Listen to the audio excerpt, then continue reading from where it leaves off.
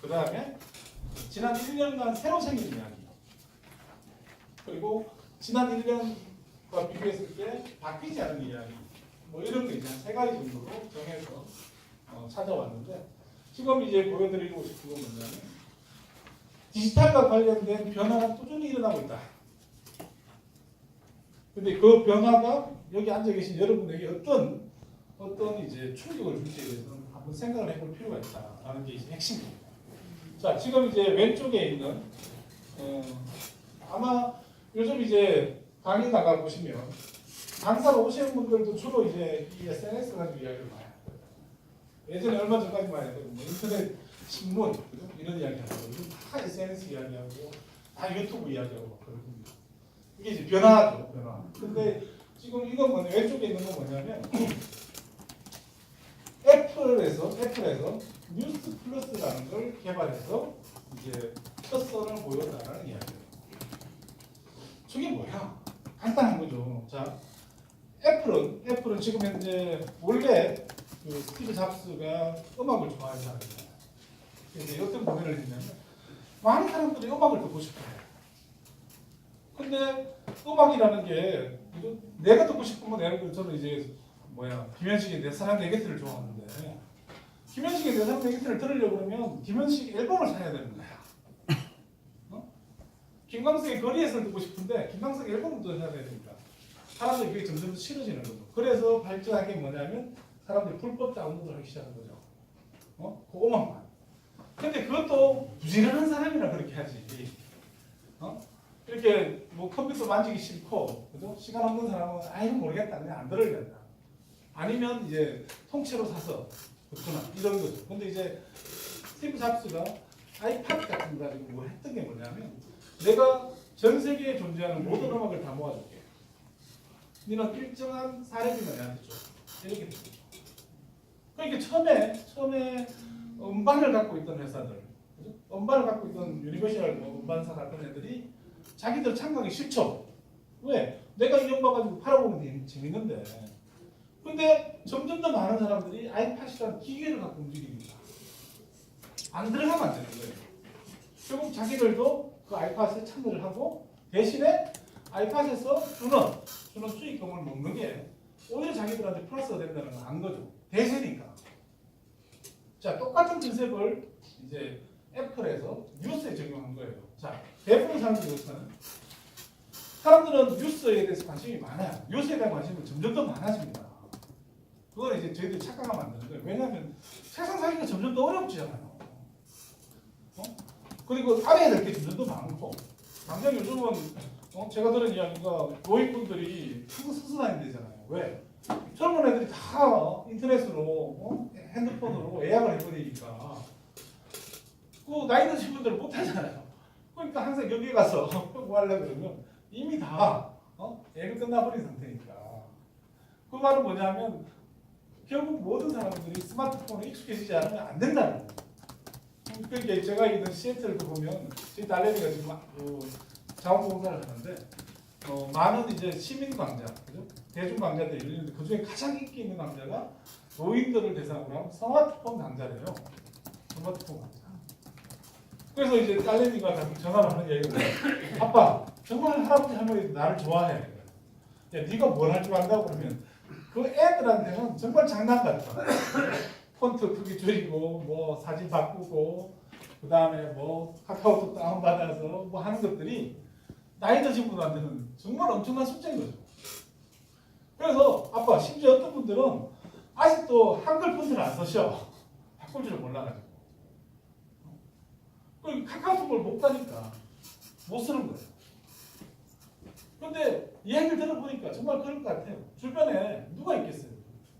저희들이야 늘 따라가니까 쉽게 다음 단계로 넘어가지만 처음으로 이걸 받는 사람이 있다면 전혀 모르는 거 아니에요. 자, 결국 이제 그런 상황에서 이제 앱으로 뉴스가 모이니까 점점 더 많은 사람들이 분명히 그 앱에 가서 뉴스를 소비하고자 할 거라는 거예요. 그건 트렌드죠. 못 바꾸는 거죠. 자, 한국에서 네이버에 가서 뉴스를 보는 거 아무리 많이 해도 안 되잖아요. 되잖아요. 그게 뭡니까 기본적으로 네이버 들어가면 많은 뉴스를 보니까. 처음에 한국에서 네이버에서 많은 뉴스 보여준다 그러니까 미국 애들은 그런 거 안 했으니까 뭐라 그랬냐면 한국적인 현상이라고 했어요. 근데 유럽이나 다른 데서 그런 거 시도하는 애들이 많았어요. 다만 문제는 뭐였냐면 서로의 조건들이 안 맞았던 거죠. 자, 특히 뉴욕타임스나 월스트리트 포스트 같은 경우 나는 여전히 나 혼자 먹고 살아. 근데 굳이 내가 애플에서 하는 이 풀에 참가를 할 의지를 못 느끼는 거죠. 동기도 별로 없는 거고. 그러면 이제 애플에서는 어떻게 하냐면 300개의 유사한 매체들, 분명히 뉴욕타임스나 몇몇 매체들은 살아남겠죠. 그렇지 않은 애들 많을 거니까. 예를 들어서 LA타임스 또는 보스턴 글로브다 이런 것들. 걔들은 도저히 안 되니까. 인터넷 시대에 사람들이 점점 더 신문을 안 보니까 할 수 없이 이제 저기 참여를 하는 거죠. 그러면 애플에서 지금 제시한 게 뭐냐면 너 지금 신문 하나 보는데 얼마 내? 뉴욕타임스 온라인 구독하는데 얼마 내? 그러니까 뭐 내가 한 달에 한 10불 내. 그래 그러면 우리가 5불에 300개 보고 해줄게. 하는 거죠. 그 시작을 하는 거예요. 시작. 그러니까 이게 어떤 현상인지 이해가 안 되시면 우리 주변을 들어보면 이해가 돼요. 뭐냐면 우리가 한 30년 전만 하더라도 동네 구멍가게 얼마나 많았습니까? 많았죠. 근데 지금 동네 구멍가게 없죠. 다 뭘로 바뀝니까? 간단해요. 첫째는 이마트가 거의 모든 걸 장식해요. 그죠? 이마트가. 이걸 이제 뉴스 시장에 적용해보면 어떤 일이 생기냐면 나중에는 이마트 같은 대형 뉴스 유튜브 업체들이 언론사를 직접 만들어서 운용할 거예요. 왜? 지금 현재 이마트가 하는 게 뭡니까? 처음에는 가게만 줬죠. 그러다가 가만 보니까 오케이. 굳이 내가 A라는 회사에 가서 납품하라 그러고 걔들한테 마진 줄 필요가 없잖아. 그럼 내가 직접 하는 거죠. 그럼 이마트 물이 나와요. 이마트에서 만들 수 있는 게 많잖아요. 그러면 이제 몇몇 정말 필요한 아이템 빼고는 이마트가 자체 생산을 해버리는 거예요. 왜? 이미 충분히 이마트에 오는 사람도 있으니까. 자, 그러면 이마트가 있다고 해서 모든 슈퍼가 다 사라지진 않았어요. 그죠? 가만히 보면. 그럼 누가 또 살아남냐면 이마트의 정반대편에 있는 편의점이 살아남아요. 편의점이. 왜? 이마트는 문을 닫으니까. 그리고 이마트는 멀리 있으니까. 그럼 이마트 가서 예를 들어서 뭐 물을 팩으로 사면 한 500원 살 수 있다면 슈퍼가 1,000원을 줘야 돼요. 근데 사람들이 슈퍼를 가죠. 편의점을 가죠. 왜? 편하니까. 밤중에 갑자기 배고픈데 이마트 문 닫았고 결국은 편의점 가서 해결해야 되잖아요. 근데 편의점도 또 보면 변화가 엄청나요. 그죠? 뭐냐면 편의점도 보면 예전에는 단순히 물건만 팔았잖아요. 요즘 편의점 가보시면 알겠지만 일단 택배 서비스를 다 해요. 택배 서비스. 그리고 이 편의점에서 예전에는 되게 마른 음식들만 팔았는데 요즘은 전자레인지에 데워 먹을 수 있는 햇반들 같은 거, 그죠? 심지어 떡도 팔잖아요. 그러니까 아예 편의점 세대가 생길 만큼이요. 편의점이 잘 나가요, 실제로. 그러면 편의점이 있고 이마트가 있으면 사이에 뭐 있습니까? 사이에는 소위 말하는 전통시장하고 약간 중간 규모의 대형마트들이 있는 거예요. 자, 그럼 다 살아남는 건데 실제 사라진 거 보면 옛날 구멍가게들 사라졌고. 그럼 이제 소위 우리가 말하는 언론 시장에 이걸 도입해보면 얼추 답이 나온다는 거죠. 이 트렌드는 못 바꾸는 거죠. 그래서 다시 말해서 여러분 스스로가 편의점 모델로 갈 거냐? 아니면 지금 이제 살아났던 몇 개 소위 말하는 특별한 아이템만 가지고 가는 데 있죠. 그게 이제 저희들 말하는 틈새 시장입니다. 그래서 보면 IT 쪽이다, 스포츠 쪽이다, 또는 예를 들어서 주식이라든가 그런 돈 되는 분야에 특화시킨 어떤 이제 가게들, 요즘 뭐 굳이 우리 주변으로 보면 명품 구찌라든가 뭐 또는 이제 뭐라 그럴까 뭐 신발 전문점이라든가 수제 신발 전문점이라든가 이런 게 살아나는 거죠. 그러니까 그걸 이제 우리가 주변에서 보면 부정할 수 없는 것처럼 언론 시장도 크게 보면 그런 유통 시장의 일반적인 법칙에서 벗어나지 않는다는 거예요. 그러니까 이제 혹시 이제 이렇게 질문할 수 있죠. 김 교수. 그래도 우리 살아남았잖아. 지금까지 별거 없잖아. 근데 이게 위험한 거예요. 그래서 제가 지난번에도 그런 비유 드렸을지 모르는데, 이 뭐라 그럴까 깨구리가 미지근한 물에 있으면서 자기가 삼키는 줄 모르고 죽어요. 그러다 어느 날 갑자기 가는 거죠. 뜨거운 물이면 자기가 알아서 튀어나와요. 제가 보기에 지금 현재 대한민국의 언론에 상당히 많은 부분들은 그런 이제 미지근한 물에 있는 깨구리에 비유할 수 있다라는 게 제 생각이에요. 그게 왜냐하면 상식인 거죠. 인류 역사가 늘 그렇게 움직여 왔어요. 뭐 예를 들어 대표적으로 그런 걸 한번 생각해 보세요. 지금 저희들 물 사 먹는 거 되게 일상이죠. 근데 물이 처음 이렇게 판다고 나왔을 때 기억나세요? 누가 물을 사 먹습니까? 근데 한순간에 확 바뀌어버리잖아요. 아메리카노 커피가 나오기 전에 기억나시죠? 다 다방커피 마셨죠? 다방커피 지금 어디가 있습니까? 없죠. 다 사라졌죠. 분명히 그때 그 아줌마, 그죠? 다방커피 했던 사장님들, 다방커피 했던 그 아줌마들은, 그죠? 또 제가 좋아하는 뭐야? 최백호의 노래처럼 낭만의 내일 나오고 그런 아줌마, 다방 아줌마들 설마 이렇게 사람들이 저 아저씨가 말이야 평생을 저렇게 달콤한 커피에 익숙했는데 저분들이 바뀌겠어? 근데 바뀌잖아요. 지금 예를 들어서 그 달콤한 커피 마시러 마시겠어요? 잘 못 마신다.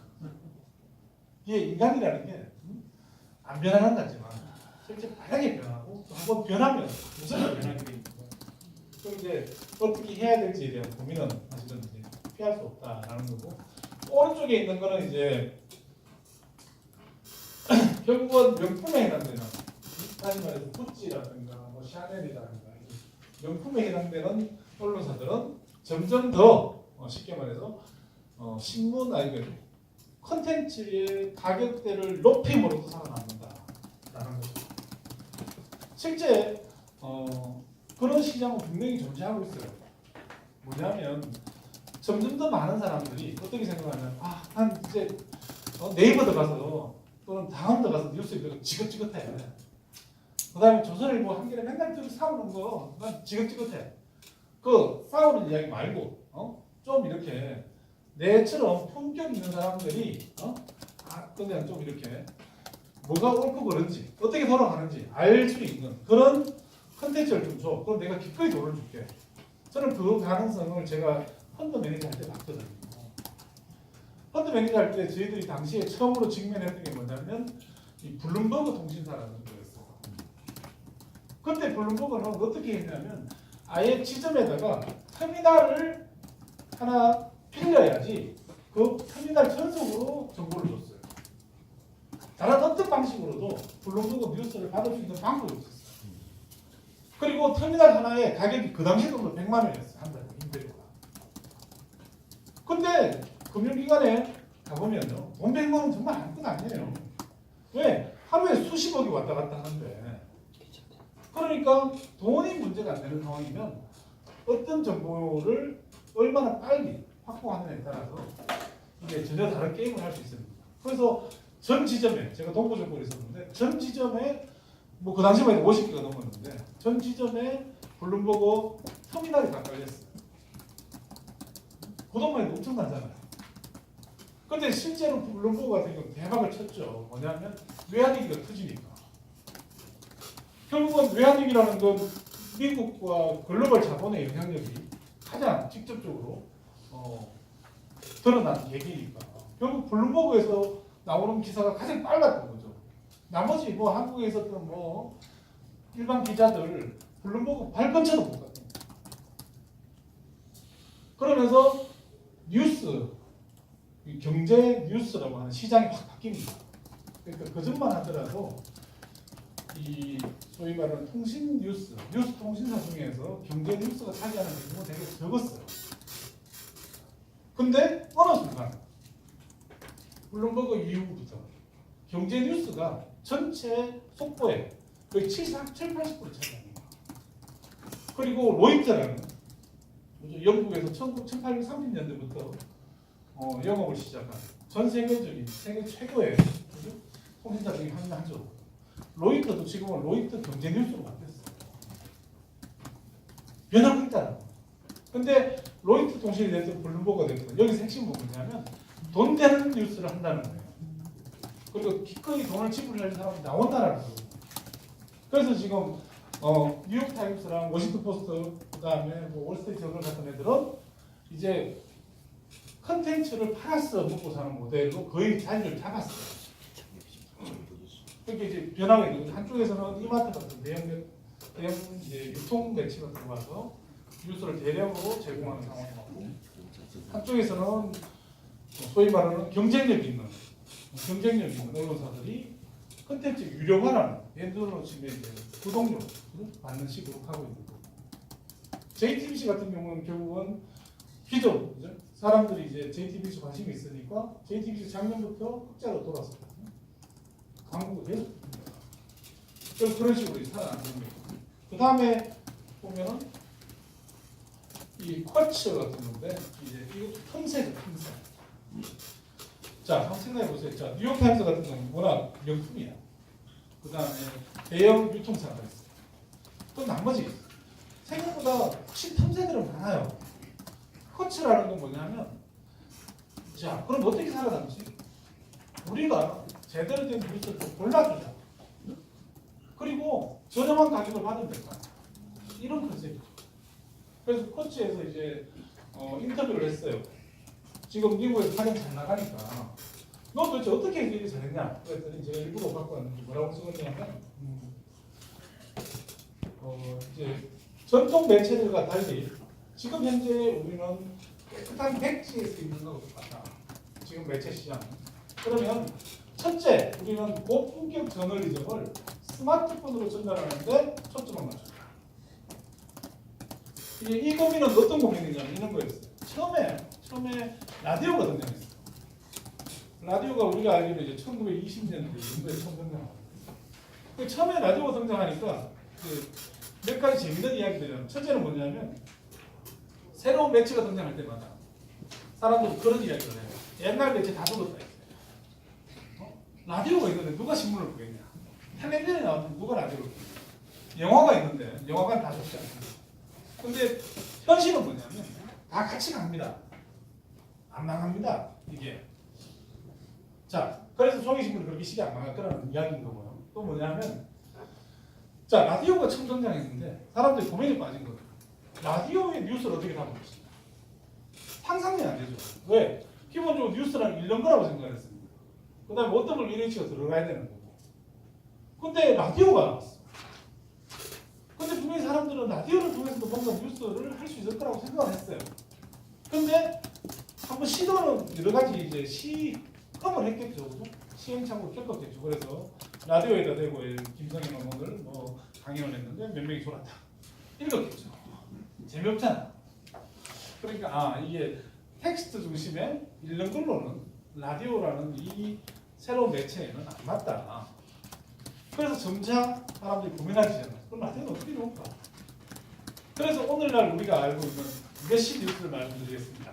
그러면서 이제 사람들이 드라마를 듣거나 음악을 듣거나 사이사이에 짧게 치고 들어가는 라디오 뉴스 형식이 나오기 시작하고, 또 라디오를 통해서 처음으로 인터뷰라는 뉴스 양식이 자리를 잡게 됩니다.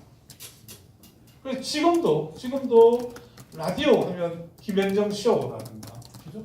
또 예전에 손석희 씨도 역시 라디오를 통해서 사람들한테 많이 알려졌잖아요. 그 말은 뭐냐면 새로운 매체에 맞는 새로운 문법들이 만들어진다는 거예요. 새로운 문법들. 저기 그걸 보여주는 펀치라는 건 뭐냐면 사람들이 이제 더 이상 집에 가서 저녁에 TV 안 켠다는 거예요. 그죠? 내가 집에 가서 저녁에 소파에 누워서 TV 켠다. 여러분들은 본실에서 하는 거예요. 집에 가서 핸드폰 켠다. 그러면 아 내가 좀 이렇게 신세대구나라고 생각합니다. 근데 이제 점점 더 많은 사람들 이거 트렌드로 나오거든요. 자 예전에는 출퇴근 시간에 대부분 자거나 책 보는 게 일이에요. 근데 요즘은 젊은 애들은 출퇴근 시간에 투고의 버스 타고 다니다 보면 젊은 애들은 뭐 하냐면 대부분 그 시간에 인터넷 강의 듣더라고요. 그리고 좀 나이 드신 분들은 다 유튜브를 봐요. 흔들려도 괜찮아요. 그리고 좀 이렇게 프로페셔널 직업을 가진 사람들은 뉴스를 보기 시작해요. 근데 이제 국내 뉴스라는 게 그런 게 있잖아요. 웬만해서는 이렇게 깊이 있는 기사가 잘 안 보여요. 다 뻔해요. 정말 제가 봐도 국내 언론의 수준은 점점 더 내려가고 있는 거예요. 알고 싶은 건 점점 더 많아지는데 그걸 전달해 주는 저널리스트의 이제 차질, 저널리스트의 영역은 점점 더 후퇴하고 있는 상황이죠. 근데 어쨌든 스코치라는 게 뭐냐면 내가 너네들이 뉴욕타임스 종이를 읽는 것만큼이나 이 새로운 매체의 폼에서 맞춰서 전달해 볼게. 당연히 고민을 하죠. 그러면 이 사람들이 단순히 뉴욕타임스를 컷 앤 페이스트, 그죠? 편집해서 오래 붙이게 하겠어요? 그렇게 안 하죠. 읽는 그죠? 패턴을 이해를 해서 자 뭐부터 당신이 읽을 거냐? 엑기스가 뭐냐? 거기 당신이 뽑아야 되는 거 뭐냐? 그런 식으로 접근을 한다.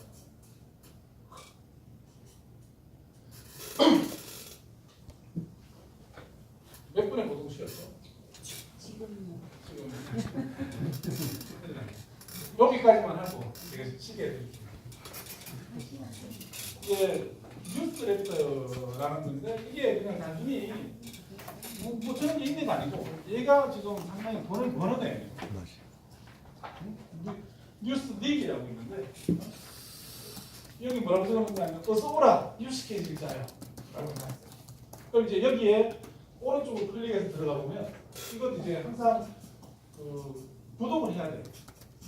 정식으로 자기 이제 돈은 내지는 않지만 구독을 하고 구독하면 나중에 광고 같이 따라오고 그래서 이제 이 사람들 먹고 하는데 이 친구는 뭐냐면 자 최근에 예를 들어서 뭐 북한에 관련한 뭐 북한 화물선이 미국한테 이제 납부가 됐다. 그래서 북한이 돌려달라고 했다. 라든가 또는 황교안 뭐 야당 대표가 와서 뭐 일이 있었다. 너무 많잖아요.